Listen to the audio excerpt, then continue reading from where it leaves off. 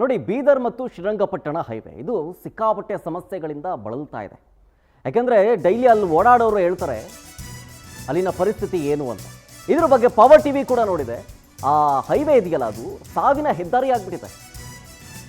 ಭೀಕರ ಆಕ್ಸಿಡೆಂಟಲ್ಲಿ 6 ತಿಂಗಳು ಗ್ಯಾಪಲ್ಲಿ 17 ಜನ ಸಾವನ್ನಪ್ಪಿದ್ದಾರೆ. ಸುರಪುರ ಶಹಾಪುರದಲ್ಲಿ ಈ ಹೆದ್ದಾರಿ ಹಾದು ಹೋಗಿದೆ.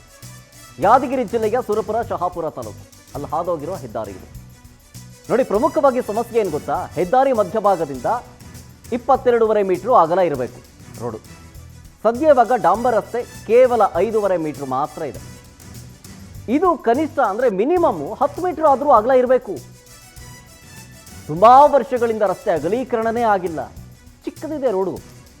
ಇದರಿಂದ ಡೈಲಿ ರಸ್ತೆ ಆಕ್ಸಿಡೆಂಟ್ಗಳು, ರೋಡ್ ಆಕ್ಸಿಡೆಂಟ್ಗಳು ಸಂಭವಿಸ್ತಾ ಇದ್ದಾವೆ. ಕೇಂದ್ರ ಸರ್ಕಾರದಿಂದ 480 ಕೋಟಿ ಅನುಮೋದನೆ ಸಿಕ್ಕಿದೆಯಂತೆ. ಹತ್ತಿಗುಡೂರಿನಿಂದ ತಿಂತಣಿ ಬ್ರಿಡ್ಜ್ನವರೆಗೂ ಕೂಡ ಅನುಮೋದನೆ ಸಿಕ್ಕಿದೆ. DPR ಮಾಡಿ ಟೆಂಡರ್ ಅನ್ನು ಕರೆದು ಕಾಮಗಾರಿಯನ್ನು ಮಾತ್ರ ಆರಂಭಿಸಿಲ್ಲ. ಹೀಗೆ 15 ದಿನಗಳ ಹಿಂದೆಯಷ್ಟೇ ಒಂದೇ ಕುಟುಂಬದ 5 ಜನ ಮೃತಪಟ್ಟಿದ್ರು ಇದೇ ರಾಷ್ಟ್ರೀಯ ಹೆದ್ದಾರಿಯಲ್ಲಿ. ನೋಡಿ, ಹೆದ್ದಾರಿ ಪ್ರಾಧಿಕಾರದ ಅಧಿಕಾರಿಗಳ ವಿರುದ್ಧ ಈಗ ಜನ ಆಕ್ರೋಶವನ್ನು ಹೊರಹಾಕ್ತಾ ಇದ್ದಾರೆ.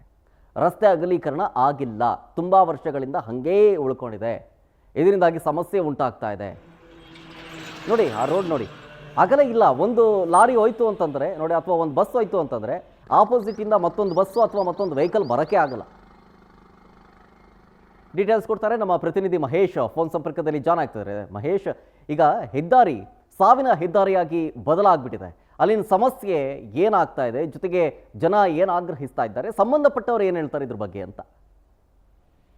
ಎಸ್ ಶರತ್, ಯಾದಗಿರಿ ಜಿಲ್ಲೆಯ ಸುರಪುರ ಶಾಪುರ ತಾಲೂಕಿನಲ್ಲಿ ಹಾದು ಹೋಗಿರ್ತಕ್ಕಂಥ ಏನಂದ್ರೆ ರಾಷ್ಟ್ರೀಯ ಹೆದ್ದಾರಿ ಬಹಳ ಚಿಕ್ಕ ಕಿರಿತ ಆಗಿರ್ತಕ್ಕಂಥದ್ದು. ಏನಂದ್ರೆ ಶ್ರೀರಂಗಪಟ್ಟಣ ಟು ಬೀದರ್ ರಾಷ್ಟ್ರೀಯ ಹೆದ್ದಾರಿ ಇದಾಗಿದ್ದು ಏನಂದ್ರೆ ಅಗಲೀಕರಣ ಆಗಿಲ್ಲ. ಅದರಿಂದಾಗಿ ಏನಂದ್ರೆ ಕೇವಲ 6 ತಿಂಗಳಲ್ಲಿ ಬರೋಬ್ಬರಿ 17 ಜನಕ್ಕೂ ಹೆಚ್ಚು ಅಂದ್ರೆ ಸಾವು ನೋವಿನಿಂದ ಅಪಘಾತದಿಂದ ಸಾವಾಗಿರ್ತಕ್ಕಂಥದ್ದು. ಈ ನಿಟ್ಟಿನಲ್ಲಿ ಕೂಡ ನಾವು ಈಗಾಗಲೇ ಶಾಸಕರ ಗಮನಕ್ಕೂ ಕೂಡ ತಂದಿದೀವಿ. ಅವರು ಕೂಡ ನಾನು ಕೇಂದ್ರ ಸರ್ಕಾರಕ್ಕೆ ಮತ್ತು ರಾಜ್ಯ ಸರ್ಕಾರ ಕೂಡ ಮನದಟ್ಟು ಮಾಡಿದ್ದೀನಿ. ಈಗ ಸದ್ಯದಲ್ಲೂ ಕೂಡ ಈ ಒಂದು ಡಾಂಬರೀಕರಣವನ್ನು ಕೂಡ ಮಾಡ್ತೀವಿ. ರಸ್ತೆ ಅಗಲೀಕರಣ ಕೂಡ ಮಾಡಲು ಒಂದು ಯೋಜನೆ ಕೂಡ ರೂಪಿಸಿಕೊಂಡಿದ್ದೀವಿ ಎಂದು ಕೂಡ ಹೇಳಿರ್ತಕ್ಕಂಥದ್ದು.